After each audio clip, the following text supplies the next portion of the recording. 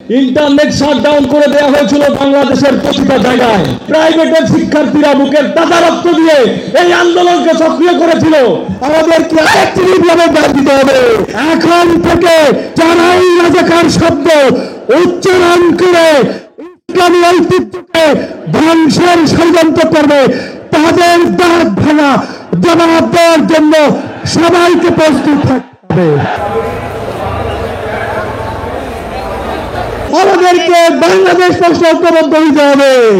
দেশের স্বাধীনতা, সার্বভৌমত্ব, অখণ্ডতা প্রশ্নে, বৈষম্যহীন বাংলাদেশ বিনির্মাণ করার প্রশ্নে আমাদেরকে ঐক্যবদ্ধভাবে কাজ করে যেতে হবে। আজকে বাংলাদেশ জামাত ইসলামী যেই সব দফা আমাদের সামনে নিয়ে এসেছে, সেই সব আগ পর্যন্ত আমাদেরকে আরেকটি বিপ্লবের ডাক দিতে হবে।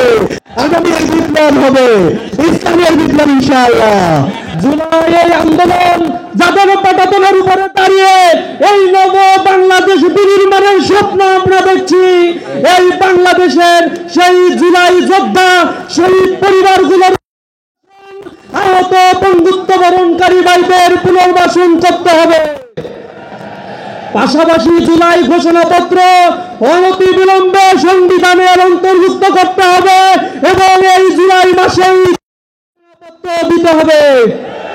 আমি ভয়ের সাথে হৃদয় ভরা দুঃখ নিয়ে স্মরণ করছি জুলাইকে, যেদিন গণহত্যা চালানো হয়েছিল। প্রতিটি জায়গায় বলা হয়েছিল ইন্টারনেট এমনি এমনি বন্ধ হয়ে গিয়েছে।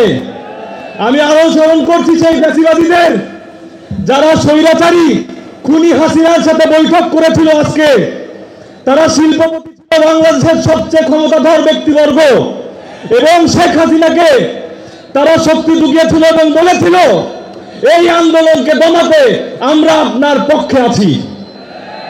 কিন্তু আল্লাহর ইচ্ছায় তারা সফলতা অর্জন করেনি, কারণ জালিমরা কখনো সফল হয় না। আপনারা জানেন পাবলিক ইউনিভার্সিটির ভাইদের যখন দমন পীড়নের পরে তাদের আওয়াজকে দমিয়ে ফেলা হয়েছিল, এই প্রাইভেটের শিক্ষার্থীরা বুকের তাজা রক্ত দিয়ে এই আন্দোলনকে সক্রিয় করেছিল। এই কওমির ভাইরা আন্দোলনকে সক্রিয় করেছিল 18 জুলাই থেকে। বাংলাদেশের প্রতিটা শ্রেণী পেশার মানুষ এই আন্দোলনকে সক্রিয় করেছিল 18 জুলাই থেকে। আমাদের পক্ষে কিছুই সম্ভব না আল্লাহ যদি না চান। বাংলাদেশে এখন থেকে স্বাধীনতার 54 বছর পরে যারাই রাজাকার শব্দ উচ্চারণ করে ইসলামী ঐতিহ্যকে ধ্বংসের ষড়যন্ত্র করবে, তাদের দাঁত ভাঙা জবাব দেওয়ার জন্য সবাইকে প্রস্তুত থাকতে হবে। আগামীর বাংলাদেশ কলমের বাংলাদেশ, আগামীর বাংলাদেশ ইসলামের বাংলাদেশ। মানুষের জান মালের নিরাপত্তার জন্য সেই মদিনার সনদ হযরত মুহাম্মদ রাসূলুল্লাহ সাল্লাল্লাহু আলাইহি ওয়াসাল্লাম কর্তৃক যে ইসলামী রাষ্ট্র ব্যবস্থা, সেই রাষ্ট্র ব্যবস্থা কায়েম করার জন্য আমরা মাঠে ঝাঁপিয়ে পড়ব ইনশাআল্লাহ।